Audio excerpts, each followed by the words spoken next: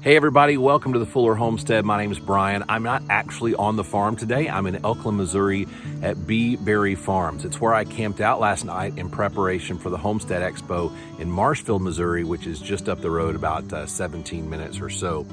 But I wanted to start off this video by saying a little bit about this farm. I don't know a whole lot about what they produce, but I do know that they started to get into agritourism about a year ago as far as having campsites available. They've got a couple for some RVs, they've got some tent camping spots, but from the moment that I booked this place, this has been such a cool experience. They have been in communication with me about my site. The rates were very reasonable. And then when I got here, even though it was 12:20 in the morning, one of the owners, Teresa, met me. She had a gift bag that had stuff for s'mores with their logo on it, especially with, their logo on it for the marshmallows, graham crackers. Looks like there's even a business card in here. They have a You Pick Berry Farms, very, very cool. Looks like there's some people riding bikes through here. But I talked to Teresa a little bit when I got here, and she was saying that they got into doing this part of agritourism about a year ago, I believe July the 4th, and they've had great success with it, and they have made trails throughout this place. In with my gift bag was a map of their property. So I don't know if you can see, but there's green marked out for the different trails that you can take. I'm down here at Busy Bee Landing near the back of their farm. They've got a bunkhouse, they've got places for RVs, really, really cool place. I don't think, according to the map, I'm really close to anyone's campsite, but I am close to the trails, and it does look like there's already somebody up riding a bike this morning. Hopefully I wasn't too loud when I came in. And through the power of YouTube, just like that, we're back on the farm. I wanted to tell you a little bit about my experience at the Ozarks Homesteading Expo, and then tell you a little bit about what we picked up there and how the classes and presentations went. So here we go. The first day when I went there, I got to hear a presentation by Brandon Sheard from Farmstead Meatstead out of Tulsa, Oklahoma. And by far, this was the thing that I was looking forward to most. This guy took us through the actual process of killing the hog, butchering the hog, and then primitive may not be the right word, old school ways of preserving the meat. Now, all of this would have been great by any presenter because it's information that I was kind of unaware of, but Brandon's presentation was top notch. If you ever get a chance to go hear him, I would encourage you to do so. He's a younger guy, knows a ton, but when he gives a presentation, it's full of information, full of humor, and full of respect for the animal that he's talking about. So highly, highly recommend anything that he does. I got to go to one of his sessions in the morning and one in the afternoon. And sandwiched in between there, I went to one session that unfortunately I don't have any footage of that dealt with growing year-round in low tunnels for your gardening. And so fantastic presentation there as well. According to the promoters, there were about 3,000 people that attended this event. There were a ton of great vendors. There were a few food trucks the first day, but not many at all, like 3 food trucks. I actually went off property to go and get something to eat for lunch just because of kind of the pricing and things like that. And in addition to a lot of vendors selling their wares, there was a small selection of livestock, everything from Dexter cattle to Nigerian dwarf goats. And so it was just fun to kind of walk around. I actually saw people leaving carrying baby goats. And so at least I know some of those were sold. One of the vendors that I sat and talked to is actually a guy that I've seen his presentation several times. I'm gonna call him Dr. Leo because I would so mess up his last name. I believe he's of Russian nationality and is an author and has his own beekeeping area there in Missouri. And he was there to not only give a presentation, but also to sell some things. And every time that I've heard him speak, I think, okay, I'm gonna get the free plans off his website. I think it's horizontalhives.com, and I'm gonna build those. But while I was there, I saw that he had some things that were already pre-built. There was a conference special, and so I came home with these. Let me give you a closer look. All right, what we have here are 2 different boxes for 2 different purposes. This first one is simply a swarm trap. So we're gonna try this next spring, around April, put these up in the trees. I'm going to use this one and then try to make some different ones. I will say the construction on this is pretty crazy cool. So the idea here is that we're gonna flip down this little lid after it's in the tree. We're gonna put a little bit of attractant here and try to get a swarm inside this box. Let me open it up and show you. Opens from the back, so let me swing it around. Inside the swarm trap are some instructions on how to care for it, but also how to build your own.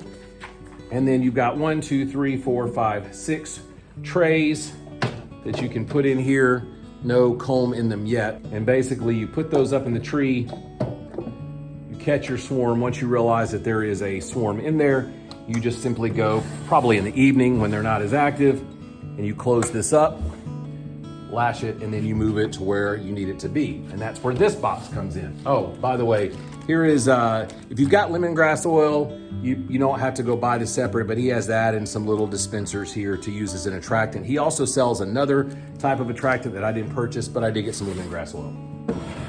The second box I bought is a 14 tray hive. This is what he would call his medium hive. He had one that was bigger. Now, according to Dr. Leo, you can use both of these as a swarm catcher if you want to. It's just the same principle. You lower this last one, put the attractant in there, and you could use this as a swarm catcher if you want. This is a horizontal hive design, which is different than your stackable ones. It allows you not to have to check them as much necessarily, but also allows you to access the honey in a different way, where you don't have to lift off and disturb the whole kind of colony. You can just go to the area of the hive where they have decided to start their comb, because there'll be food on one end, living area on the other end, and then you can work on getting these out. Once again, no comb in it yet. I did buy 14, I believe there's 14 or 16. Let's see if it says on the outside here. Yeah, 14 sheets of comb that we will use to put in those trays, and so it simply looks like that. As well, on this one comes one for the 14 frame lay-ins hive. Gives you some instructions on how to use it, installing a colony, and then of course some tips on how to build more frames if you would like to.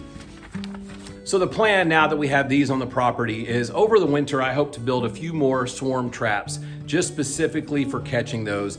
We're gonna stick with the medium hive for a little bit, and I'll tell you why. Our end goal here is not to sell honey necessarily. We'll have honey for ourselves, but around this area, there seem to be so many different options for honey purchasing. I mean, it seems like you go into any hole-in-the-wall restaurant around here and somebody is selling their local honey. So we're not gonna try to compete in that market. You see it all at the farmers markets and things like that. What we are gonna try to do, however, is sell swarms. When I was talking to Dr. Leo, he was also impressing on me, knowing the Arkansas market, that if you're trying to get into the honey business, you're gonna find that you're gonna get buried with all of the other honey producers. But what people are looking for is local swarms. He told me the story of a young lady who actually just has an apartment and sets out a swarm trap and is able to catch swarms off of her apartment balcony and sell them for about $300 a pop. And that's how she makes a little extra income, not from the honey, but from the swarms. In addition to the swarm trap and the hive, I also picked up the revised and expanded version of a book that we had bought several years ago called Keeping Bees with a Smile. This was the original first edition copy, and I had to show you the cover on this. Isn't that great? It was originally written for a Russian audience. In fact, within the first few chapters in here, he does give a disclaimer that, hey, all of this is for his part of Russia, but if you happen to be thinking about doing this, there are principles that will apply everywhere. So Dr. Leo was one of the people that helped get this book into English. And so while I said it was first edition, it's actually one of the first editions in English. We had picked it up. And then in 2020, he came out with the revised and expanded edition. So I went ahead and picked it up. Also, several years ago, we picked up this book on Dr. Leo's recommendation. He was selling it at another seminar we were at called Keeping Bees in Horizontal Hives. Once again, that's the style hive that we're going to be using on our property. I think that after hearing several presentations about the benefits of these and how easy it is to take care of and things, it's what we're going to go with for right now. We're almost ready to wrap up today's video, but I want to show you one quick thing. Got home from the expo, there was a package waiting on me, and it was some vinyl lettering that has our logo. And so I went ahead and put it on the farm truck here. On the back of the truck, we put links for our Instagram and our YouTube, and then another logo here on this side. The Instagram and YouTube tags, I also got one for my wife's minivan so she can advertise while she's at work. But I thought that it really looks good against that red. Overall, very excited about it. And that's gonna do it for Monday's video. Thanks so much for stopping in and checking us out and hearing about my experience at the Ozarks Homesteading Expo in Marshville, Missouri. I don't know about dates for 2023 yet, but as soon as I find some, I'll try to pass those along so that if you're in that area, you can take advantage of it. Tickets were not that expensive. I believe they were about $25 for a weekend pass. you can buy day-only passes. If you're a first-time viewer, thanks for stopping in. We would love it if you would go ahead and subscribe to our channel. Give us a thumbs up if you think it's warranted, and click that notification bell so you can know about the next opportunity you have to watch a video from Fuller Homestead. We try to post every Monday, Wednesday, and Friday. And so with that being said, we'll see you on Wednesday. Have a great day.